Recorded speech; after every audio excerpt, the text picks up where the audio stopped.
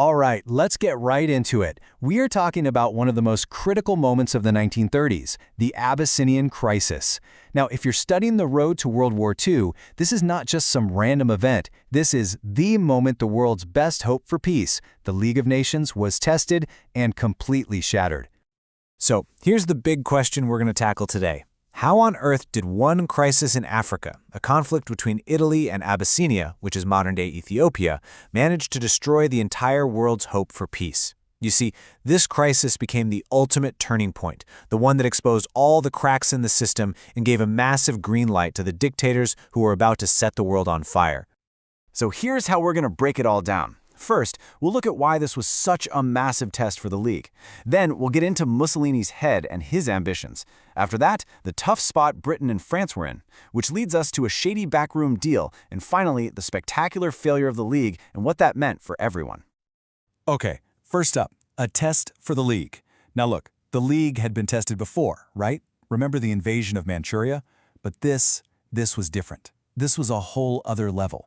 Manchuria was far away. The situation was messy. But this was a clear-cut, black-and-white case of a major European power, Italy, invading another member of the League. And it was happening right on Europe's doorstep. There were absolutely no excuses this time. And this crisis put the League's most important idea to the test. It's called collective security. The principle was actually pretty simple and, really powerful on paper. An attack on one member is an attack on all members. And everyone is supposed to team up to stop the aggressor. So this was it. The whole world was watching. Was this beautiful idea just a fantasy, or could it actually work when it really mattered? Let's just quickly run through the timeline so we're all on the same page. It all starts with a skirmish at a place called Wall Wall in late 1934. But here's the crazy part. Just a few months later, Britain and France are signing a pact with Italy to stand up to Germany. So they're treating Mussolini like an ally. Then, boom, October 35, the invasion begins, and by the next spring, it's all over. Things moved incredibly fast. So, to really get why the League failed so badly, we have to start with the guy who started it all, Benito Mussolini. What was driving him? This wasn't just a random land grab. This was a very calculated plan with some very specific goals in mind. And what's fascinating is that Mussolini's motivations were a mix of things. First up, revenge. See, Italy had tried to conquer Abyssinia back in 1896 and had been totally humiliated.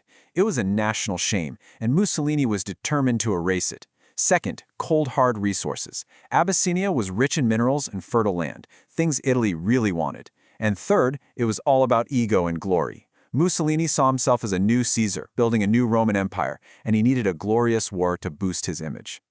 And that brings us to the big players, Britain and France. They were supposed to be the leaders of the League, its most powerful members. But honestly, they were trapped. They were facing a massive dilemma, because in their minds, there was an even bigger threat looming over Europe than Mussolini, and his name was Adolf Hitler. And this slide right here lays out their impossible choice perfectly. On one side, you've got the Stresa Pact, which they just signed with Mussolini, making him their main ally against a rising Germany. But on the other side, you've got the League's own rules, the Covenant, which said they had to protect Abyssinia from that very same ally. They couldn't do both. It was one or the other. So what did the politicians do when faced with this impossible choice? Well, they tried to have it both ways, in secret. And this leads us to the absolutely infamous Hoare-Laval Pact. This was a secret deal cooked up by the British and French foreign ministers, and it's the moment the mask well and truly slipped off. Just let that sink in for a second. While they were publicly condemning Mussolini's invasion, behind closed doors, they were basically planning to give him a giant reward for it.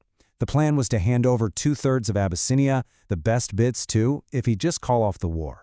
When this plan got leaked to the press, people were furious. It was a complete betrayal of everything the League was supposed to stand for. Now, to be fair, the League did put sanctions on Italy. On the surface, it looked like they were doing something. They banned selling weapons to Italy, they banned loans, but these sanctions, they were a joke. They were basically useless on purpose. Because of that secret pact mindset, they made sure the sanctions had absolutely no real teeth. And this table shows you exactly why they failed. Look at what they didn't ban. They didn't ban oil sales. Oil, the one thing that would have literally stopped Mussolini's tanks and planes in their tracks. They didn't ban coal. And maybe the most shocking of all, Britain and France kept the Suez Canal open. This meant Italian ships could sail right through with troops and supplies, a direct shortcut to the war. They were basically helping him continue the invasion. And so, we come to it. The final, catastrophic failure. After showing the world it was all talk and no action, the League of Nations was about to become totally irrelevant. And the consequences? Well, the consequences would change the course of history. There's this German cartoon from the time that just sums it all up perfectly. It basically shows a League of Nations official being waved away, being told, sorry, your case is closed, this whole thing has been settled somewhere else. You know, in those secret backroom deals. So what did that message really mean? It meant the League was now just a debating club. It had no real power. The important decisions were being made in secret by the big countries. And the biggest message of all was for the other dictators out there. The League of Nations will not stop you. The international police force was officially off duty. The dominoes started to fall immediately. The idea of collective security? Dead. Proven to be an empty promise. Hitler, who was watching all this very closely, took his chance and marched his army back into the Rhineland, totally violating the Treaty of Versailles. The League did nothing. And Mussolini, he felt betrayed by the half-hearted sanctions and dumped Britain and France. Instead, he signed the Rome-Berlin Axis Pact with Hitler, creating the very alliance that would tear Europe apart. And that leaves us with a final, chilling thought. The failure in Abyssinia wasn't just about one war in Africa. It was a message to the world that the system was broken. And it leaves us with one huge, unavoidable question. If the League of Nations couldn't even stop Italy, what chance did it ever really have of stopping Hitler?